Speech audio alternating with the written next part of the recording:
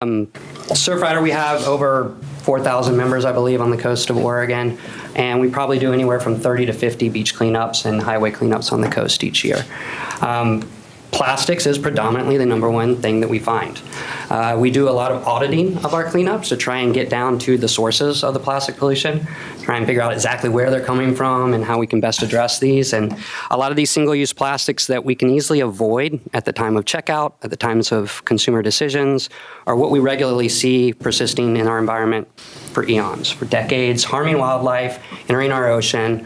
And to think that we only used it for a couple of minutes or maybe only to transport our groceries from one place to another is really devastating for us in the environment, in the community when we think about the impacts to the environment. So, over 663 different marine species have been demonstrated to have strong ingestion of microplastics in their diet. And this has led to all kinds of toxicity issues. Microplastics in the ocean, they break down smaller and smaller and smaller. They don't ever biodegrade. And as they break down, they absorb toxins. And these toxins, as you heard from Rep. Salmon, they go up the food chain. So plankton is eaten by other animals, and those animals in turn are eaten by us. And these toxins, as they accumulate up the food chain, are very concerning to us. So there's a lot of reasons why we want to start eliminating the easy types of plastics that we can get out of our life.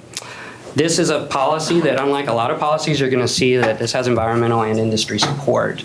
You're actually probably going to have another hearing in a moment here that you're not going to hear exact same kind of support for, but I'm really proud because I've worked in about 15 different cities legislating this over the past decade of my life. So I've been on the cleanup end and I've been on the policy end.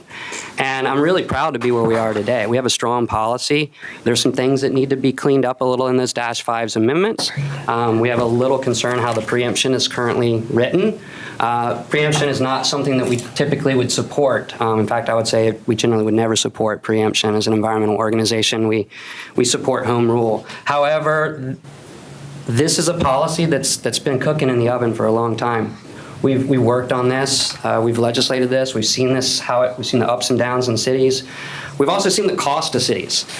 We heard from Gorsuch about a number of cities that would love to do this on their own, but they just don't have the resources. It takes a year and a half, a lot of city staff time, a lot of city council time to actually put a good policy together. So this is why we can find some compromise around the preemption amendment for this issue. I'm not going to say that we support that.